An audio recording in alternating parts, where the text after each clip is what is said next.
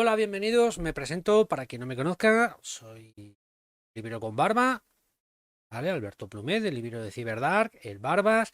Y bueno, pues hoy toca reseña, ¿vale? Toca más reseña de trilogía completa, que supongo que ahora la veréis por aquí. Es la trilogía de Nunca Noche, escrita por Jay Christoph y editado por Nocturna Editorial. Está compuesta por tres libros. Nunca Noche es el primero, Tumba de Dioses es el segundo y Alba Oscura es el tercero. Ante todo, bueno, y están traducidos además por Manu Viciano.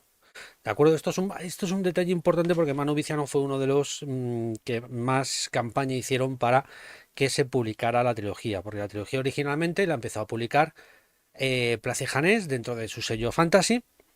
Se dieron cuenta que no vendía a buenas horas Mangas Verdes antes de empezarlo, o si ya la empiezas, terminará y la dejaron colgada en el segundo. Segundo que además tiene un cliffhanger total y brutal. O sea, ya el primero lo tiene, pero lo del segundo ya es muy bestial. Se inició una campaña para que se publicara y finalmente acabó siendo publicada, reeditada, primero por Nocturna Editorial y ya sacaron a la venta el tercero, lo cual además les sirvió para ir haciendo camino a la hora de publicar la que es la última novela de Jay Christoph publicada en castellano, que es El Imperio del Vampiro, del cual ya más adelante veréis una reseña, ¿de acuerdo? Que además me ha parecido estupendo igual que está. Y bueno, pues para los que digan que me enrollo mucho y que hay que esperar al final para... me ha encantado, directamente. O sea, es un libro que me regalaron en la feria, ahora, pues no sé si fue la feria del año pasado, con lo cual, y me la he leído este año, o sea que más o menos calcula el tiempo que ha pasado, ¿de acuerdo? Y del que además gente a la que sigo, ¿vale? Y de la que soy amigo, pues, como el propio Manu, eh, Sergio Muyor, alias el Elfo o Motosierra, me dijeron, létela, que te va a gustar, que mola mucho. Pero yo no sé por qué tenía la impresión de que me parecía una especie de Harry Potter, pero con asesinos, ya que es, digamos, parte de la trama del primer libro. O sea, es una chica a la que asesinan a sus padres, secuestran a su hermano pequeño y ella se alista en una especie de colegio de asesinos, muchonga, por cierto, para vengarles. Nada más lejos de la realidad, o sea, todo lo contrario, o sea, el que se piense que esto es el nuevo Harry Potter, olvidaos más que nada porque es que si a Harry Potter lo condenaron en determinados sectores religiosos por el tema de que hacía apología de la magia, aquí directamente es que se mueren porque hay sexo, sexo, sexo y muertes muy brutas y más sexo y hasta cierto punto hay mucho de teología también en el libro, ¿de acuerdo? Pero vamos, ya os lo digo, me ha encantado. Me ha parecido, me ha sorprendido muchísimo. Ya me habían hablado muy bien de la otra trilogía que tiene el autor, que es de las Guerras del Loto, que lo tengo ahí pendiente para leer. Pero desde casi la página... Me ha costado un poquito entrar, ya lo intenté en su momento, no llegué a entrar, pero tengo que reconocer que le he dado esta vez un margen de 100 páginas y es que antes de la página 50 ya estaba completamente rendido. Y lo que más me ha sorprendido es que no habiendo leído nada de Jay Christoph, me he encontrado con un autor que es capaz de utilizar muchos elementos literarios y narrativos a la hora de crear la historia.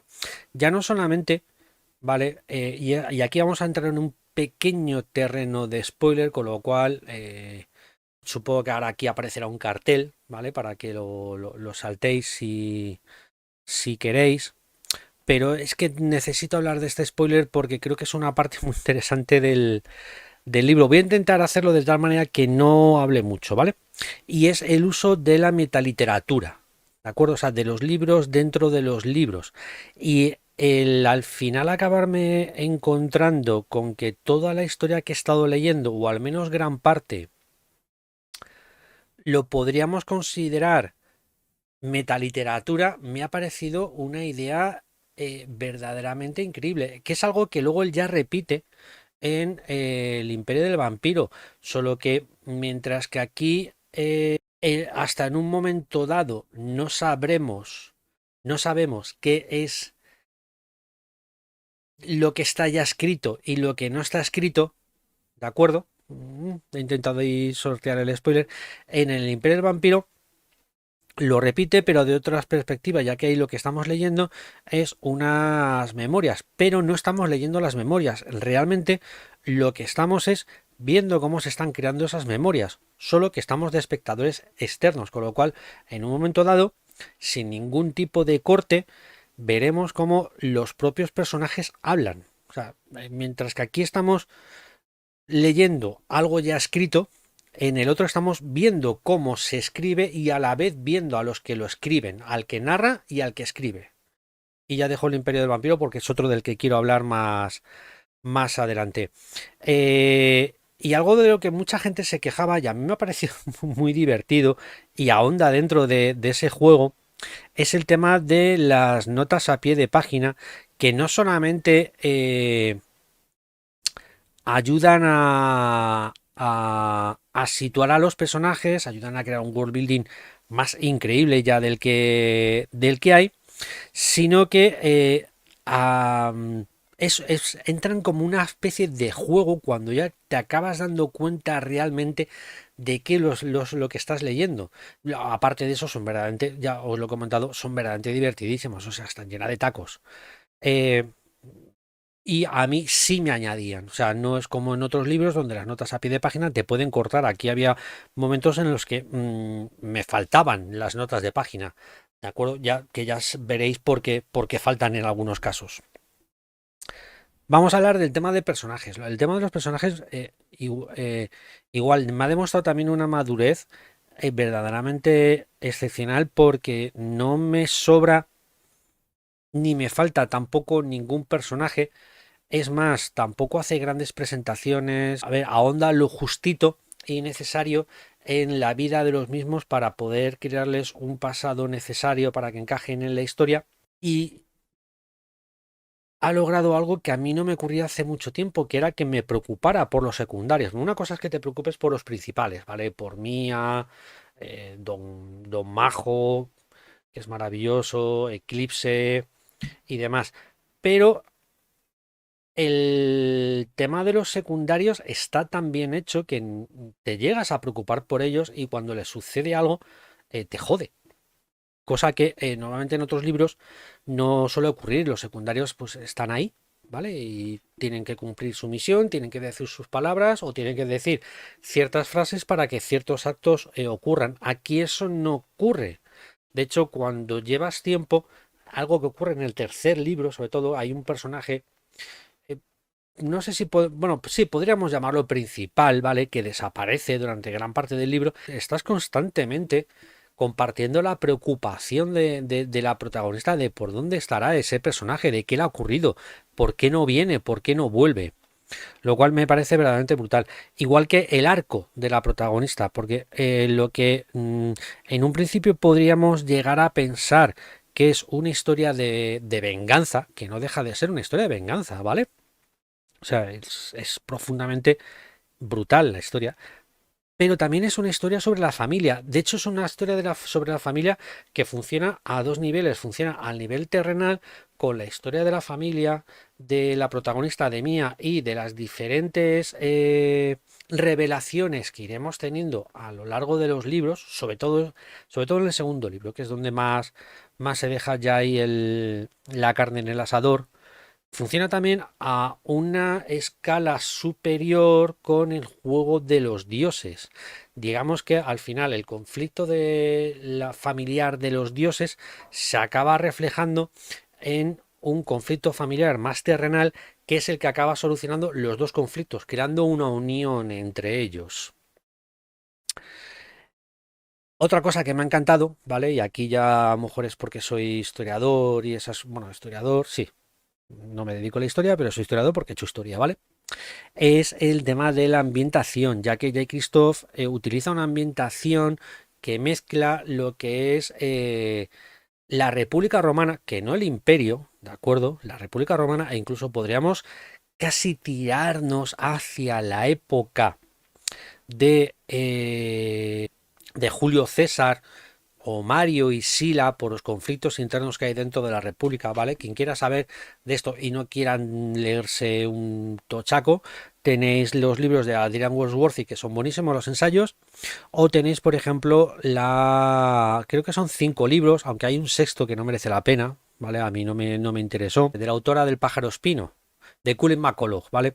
Donde justamente narra el final de la República Romana, que va desde la irrupción de Mario y Sila como personajes políticos hasta el ascenso de Augusto como emperador.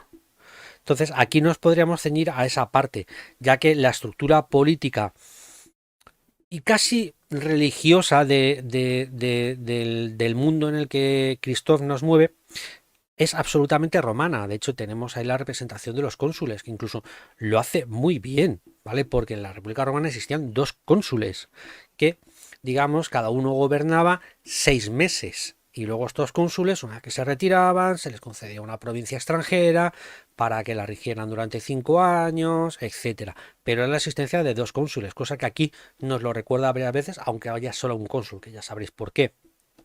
Y lo mezcla con ligeros toques, sobre todo en la ciudad importante, de la República Veneciana, a la hora sobre todo de lo que son las fiestas de disfraces, con máscaras, una ciudad recorrida por canales, ¿de acuerdo? Donde se puede ir en barca.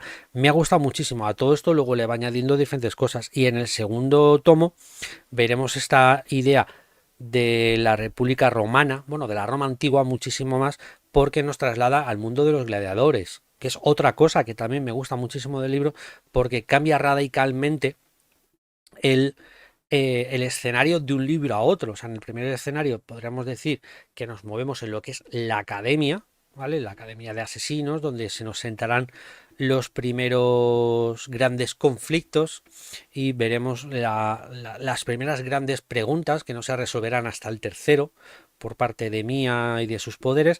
En el segundo nos cambia totalmente y nos lleva a una especie de... A ver, iba a decir Spartacus, pero claro, es que yo no vi Spartacus, me refiero a la serie.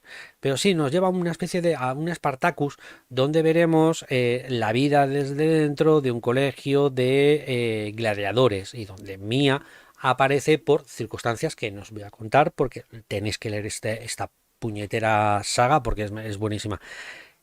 Y el tercero ya directamente es un libro que va a resolver todas las cuestiones. Se toma su tiempo, es casi yo creo que es el más gordo de los 3, ¿de acuerdo?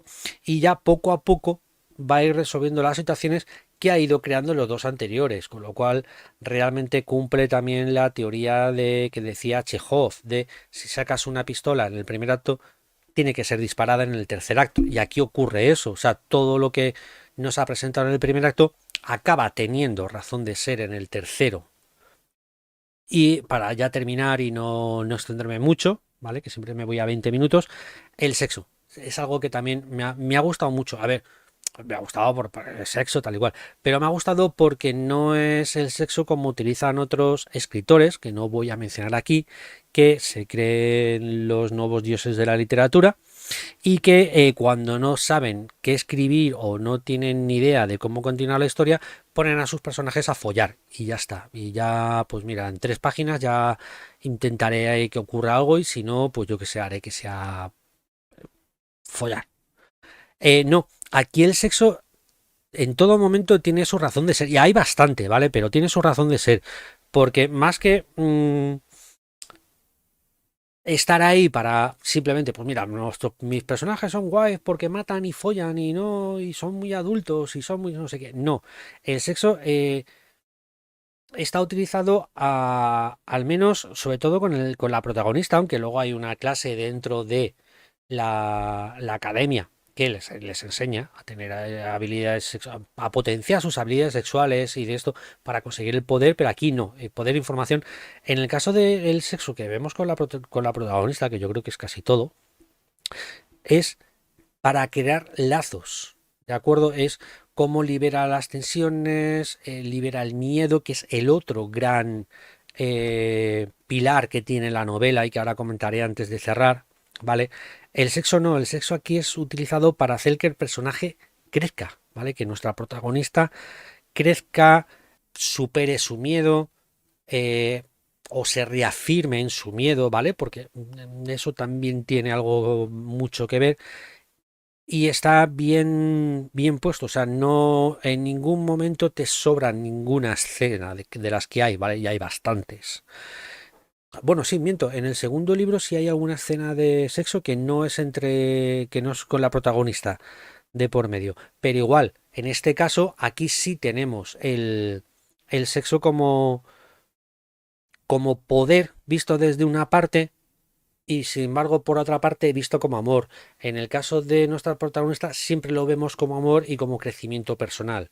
Y ya para cerrar quería hablar de eso, del tema del miedo. Igual el libro, al igual que todo gira alrededor de la familia, el libro, también toda la historia gira alrededor del miedo a no conseguir la venganza que tiene Mía, pero una vez que ha conseguido ciertas cosas, el miedo a perderlas, el miedo a no ser lo que ella quiere, el miedo a un futuro incierto que todos quieren que cumpla, pero ella no quiere cumplir porque eso la haría perder todo lo que ha conseguido, y al final la aceptación de ese miedo. Entonces, todo eso hace un conjunto de tres novelas que ya os digo, a mí me ha resultado verdaderamente fascinante, tanto como que me las he leído las tres pues en poco menos de 2 semanas. O sea, si juntamos todos los días que los he leído, entre las tres no me los habré leído ni, o sea, creo que no me habrán durado ni 10 días. Así que yo desde aquí os la recomiendo muchísimo, es una manera estupenda de conocer al autor. Hay otra trilogía, no os la puedo comentar, me han hablado también muy bien de ella, en cuanto pueda me pondré con ella, y me parece una estupenda forma de entrar en el mundo de Jay Christoph hacia nuevos libros que ahora va a publicar, como es la serie de El Imperio del Vampiro. Así que nada, pues ya sabéis, si os ha gustado la reseña y queréis haceros con el libro, en el abajo, en la descripción del vídeo tenéis el enlace para comprarlo en Cyberdark. Y nada, pues comentaros simplemente que si estáis viendo esto antes de que acabe el 2022, he lanzado un reto que es que si llegamos a 3000 suscriptores, me leeré Jerusalén de Alamur de una sentada, bueno, varios días, pero además iré haciendo un videoblog de cómo me va sentando la lectura y me voy volviendo poco a poco loco. Por lo demás, pues muchísimas gracias por escucharme. Si os ha gustado el vídeo, ya sabéis, darle al like, suscribíos y compartirlo.